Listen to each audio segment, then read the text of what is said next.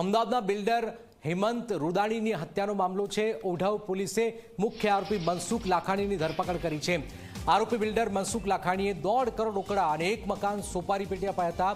હત્યા કર્યા બાદ મનસુખ લાખાણીને ખોટા મોકલાયા હતા। છેતરપિંડીની ફરિયાદ બદલ હત્યા કરાઈ। મૃતક અને આરોપી વચ્ચે 2016થી હતી ભાગીદારી।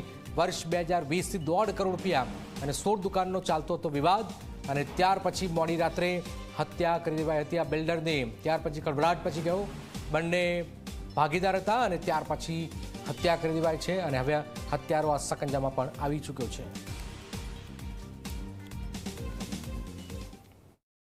ઓઢવ પોલીસ સ્ટેશનમાં વિરાટનગર બ્રિજ નીચેથી એક મર્સિડીઝ કારમાં એક ડેડ બોડી મળેલી હતી, જે આધારે ઓઢવ પોલીસ સ્ટેશનમાં ગુનો દાખલ કરીને એમાં 3 આરોપી, એમાં 2 આરોપી અને એક સગીરને અટક કરવામાં આવેલા હતા। ત્યારબાદ જે આરોપી પકડવામાં આવેલા હતા તે લોકોની વધુ પૂછપરછ દરમિયાન એ લોકોને જાણવા મળ્યું હતું કે જે મર્ડર કરવા માટે જે મનસુખભાઈ લાખાણી છે, મનસુખભાઈ લાખાણી દ્વારા એ લોકોને કહેવામાં આવેલું હતું, જેના આધારે મનસુખભાઈ લાખાણીની પણ આજે અરેસ્ટ કરવામાં આવેલી છે।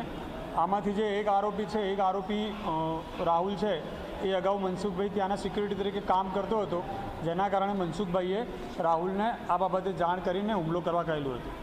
અગાઉ કેટલાક સમય પહેલાં મનસુખભાઈએ જે એક આરોપી છે, આરોપીને 50,000 રૂપિયા આપેલા હતા અને 50,000 રૂપિયા આપીને એવું કહેલું હતું કે ભાઈ તું એમને હાથ પગ તોડી નાખજે, પણ એ દરમિયાન એણે આ કામ કરેલું ન હતું અને ત્યારબાદ મનસુખભાઈએ ફરી તેને જણાવ્યું કે ભાઈ આ કામ તે કર્યું કે ના કર્યું, ત્યારબાદ આણે હત્યાનો પ્લાન ઘડ્યો હતો।